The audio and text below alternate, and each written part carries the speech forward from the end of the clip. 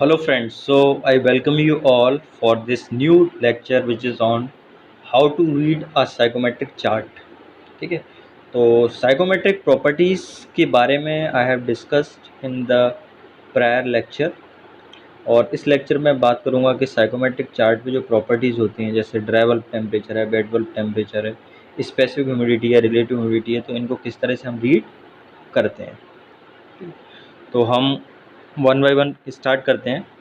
Psychometric properties में हम बात करें तो मेजर कौन सी प्रॉपर्टीज़ आती हैं। आपका ड्राई बल्ब टेम्परेचर आता है जिसको शॉर्ट में हम डीवीटी से शो करते हैं। बेड बल्ब टेम्परेचर आता है जिसको शॉर्ट में हम डब्ल्यूबीटी से शो करते हैं।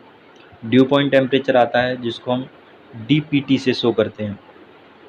ह्यूमिडिटी है, ह्यूमिडिटी को डब्ल्यू से दिखाते हैं या ओमेगा से शो करते हैं। रिलेटिव ह्यूमिडिटी इसको फाई से डिनोट करते हैं। एंथैल्पी है और स्पेसिफिक वैल्यू।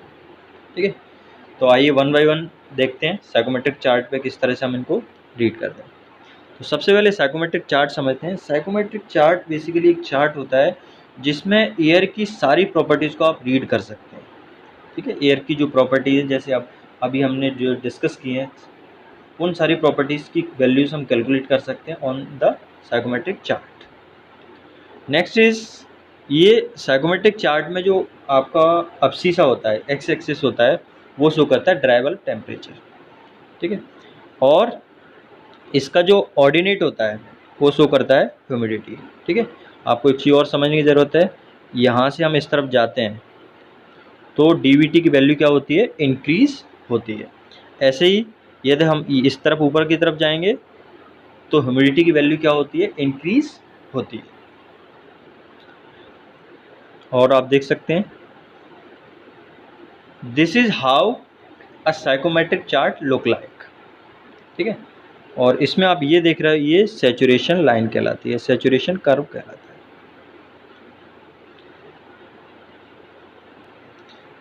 इसमें आप देखेंगे कुछ लाइंस होती हैं।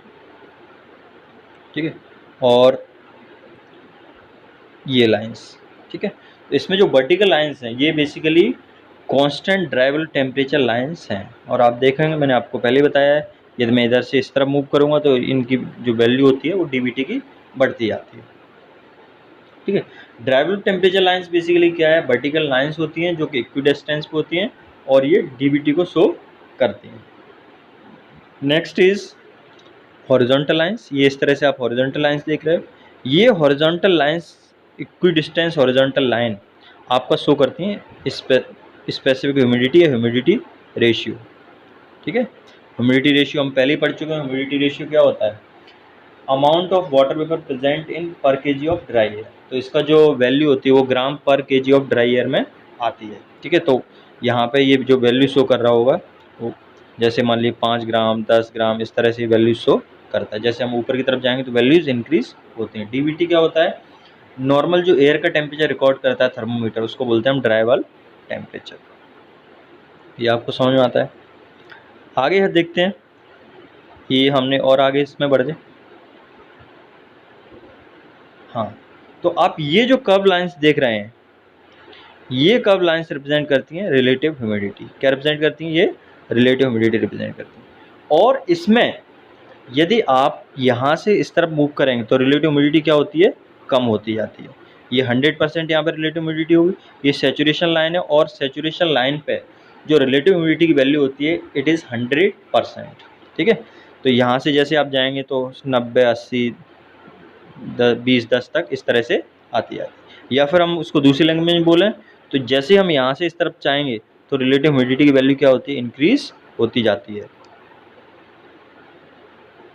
ठीक है, तो ये कांस्टेंट आरएच लाइन से मैंने यहाँ पे दिखाया हुआ है आपको। ये 100% आरएच की लाइन है, इसको सैचुरेशन लाइन बोलते हैं या 100% आरएच लाइन है ये। इसके बाद आप आगे देखेंगे सैचुरेशन कर्व कहलाता है, ये मैंने आपको बता दिया है। हाँ, ये आपको दिखा रहा है कि जैसे ऊपर से आप नीचे की तरफ जाएंगे तो आरएच की जो वैल्यू है वो क्या होगी, डिक्रीज होती जाएगी। इसके बाद ये लाइंस हैं स्लेंटेड लाइंस, झुकी हुई लाइंस हैं जो कि आप किसी एंगल पे हैं।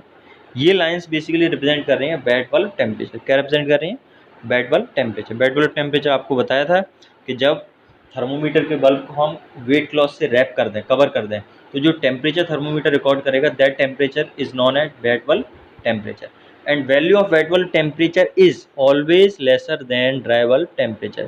And second thing is at saturation curve the value of dVt and value of WBT is equal, ठीक है। और आपको एक और इसके अलावा मैं एक्स्ट्रा चीज़ बताऊं कि जब एयर सेचुरेटेड होगी, सेचुरेशन कर्व का क्या मतलब है कि उस टाइम पे एयर की जो कंडीशन होगी वो क्या होगी, सेचुरेटेड होगी। जब एयर सेचुरेटेड होगी तो बहुत इंपॉर्टेंट चीज़ है, dry bulb temperature, wait bulb temperature और ड्यू पॉइंट टेम्परेचर तीनों क्या होते हैं, इक्वल होते हैं, बराबर होते हैं। इसके बाद ये आपको WBT समझ में आ गया। WBT के बाद आप देखेंगे कांस्टेंट वॉल्यूम लाइंस होती हैं यहाँ पे, ये आप जो देख रहे हो कांस्टेंट स्पेसिफिक वॉल्यूम लाइंस हैं ये, ठीक है। देखिए ये कैसे रिकॉग्नाइज करेंगे, अभी आपको एक्चुअल साइकोमेट्रिक चार्ट से भी हम दिखाएंगे।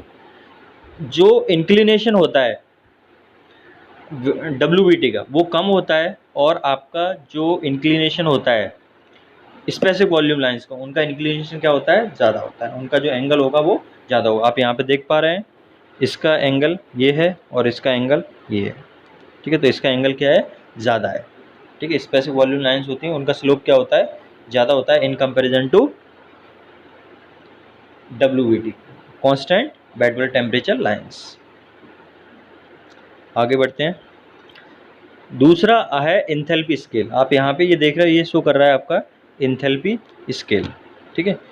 और इंथैल्पी को हम रीड कैसे करते हैं, इंथैल्पी को हम रीड करते हैं, ये जो वेट बल्ब टेम्परेचर लाइंस हैं, ठीक है, इसी को हम यदि आगे एक्सटेंड कर देते हैं, वेट बल्ब टेम्परेचर लाइन को आगे एक्सटेंड कर देंगे तो ये इंथैल्पी की ये स्केल है, इस पर कुछ वैल्यू लिखी रखी होंगी। मान लीजिए कंडीशन एयर की यहाँ पर है, ठीक है, तो क्या हुआ, ये कंडीशन है एयर की, और यहाँ से वेट बल्ब टेम्परेचर लाइंस को हमने एक्सटेंड कर दिया, तो यहाँ पे कुछ इंथैल्पी की वैल्यू लिखी होगी, वो इंथैल्पी हो जाएगी उस एयर की, ठीक है।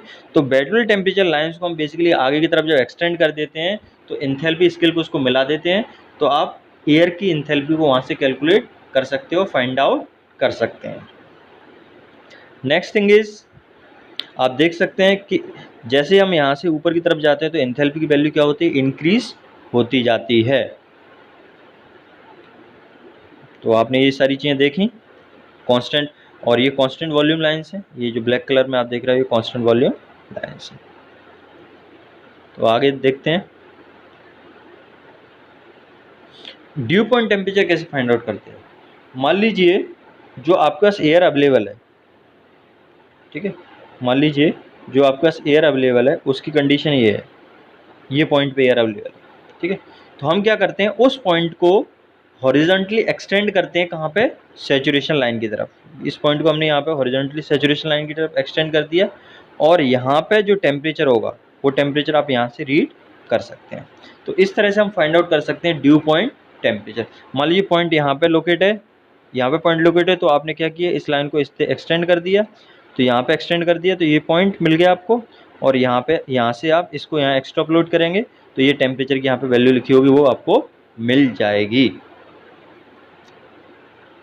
ये आपका एक्चुअल जो साइकोमेट्रिक चार्ट है, this is how actual psychometric chart look like, and one में सी, इसमें देख सकते हैं ये आपका ड्राई बल्ब टेम्परेचर दिया हुआ है, ये आपका ह्यूमिडिटी का दिया हुआ है, ठीक है।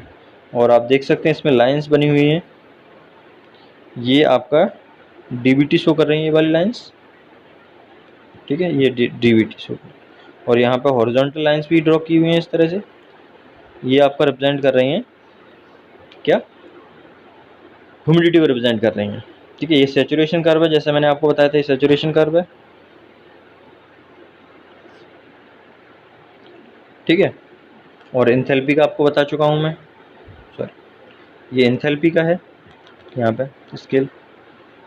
तो आप सारी चीज़ें यहाँ पे देख सकते हैं। देखिए अब इसमें न्यूमेरिकल्स जो आते हैं, बेसिकली आपको किस तरह से फाइंड आउट करना होता है, आपको क्या है, उसमें दो क्वांटिटी दी होंगी, आपको दो क्वांटिटी कुछ भी हो सकता है, ड्राई बल्ब टेम्परेचर हो सकता है, वेट बल्ब टेम्परेचर हो सकता है, ड्राई बल्ब टेम्परेचर हो सकता है, ड्यू पॉइंट टेम्परेचर हो सकता है, ड्राई बल्ब टेम्परेचर हो सकता है, रिलेटिव ह्यूमिडिटी हो सकता है। तो दो क्वांटिटी के कॉम्बिनेशन से आप बाकी रिमेनिंग क्वांटिटीज़ फाइंड आउट कर सकते हो। देखिए दो क्वांटिटी से होगा क्या, दो क्वांटिटी से आपका पॉइंट लोकेट हो जाएगा, ठीक है। और पॉइंट लोकेट होगा तब फिर आप बाकी प्रॉपर्टीज़ को फाइंड आउट कर सकते हैं, ठीक है। जैसे फॉर एग्जांपल आप इसमें वैल्यूज़ नहीं लिखी हुई हैं, मान लीजिए आपको ड्राइवर टेम्परेचर ये दिया है, यहाँ पे इतना ये ड्राइवर टेम्परेचर दिया है, ठीक है, और उसकी ह्यूमिडिटी दी है इतनी, तो इन दोनों पॉइंट को आपने मिलाया तो ये आपको पॉइंट मिल गया, ये पॉइंट लोकेट हो गया। अब जैसे मुझे इसका रिलेटिव ह्यूमिडिटी फाइंड आउट करनी है, तो ये सॉरी ये आपको यहाँ पे पॉइंट था, ये इसकी रिलेटिव ह्यूमिडिटी फाइंड आउट करनी है, तो ये वाली लाइन क्रॉस कर रही है, तो इस लाइन की जो भी रिलेटिव ह्यूमिडिटी होगी वो इस पॉइंट की रिलेटिव ह्यूमिडिटी हो जाएगी। अब मुझे एंथैल्पी फाइंड आउट करना है, तो इस लाइन को मैं यहाँ एक्स्ट्रापोलेट कर दिया, तो एक्स्ट्रापोलेट कर देंगे तो एंथैल्पी की वैल्यू इस पॉइंट पे आ जाएगी, ठीक है। तो इस तरह से हम बाकी प्रॉपर्टीज़ को फाइंड आउट कर सकते हैं। देखते हैं आगे जो कमिंग लेक्चर्स हैं उसमें कुछ न्यूमेरिकल्स भी सॉल्व करते हैं। तो आज के लिए इतना ही, this is it, thank you for watching.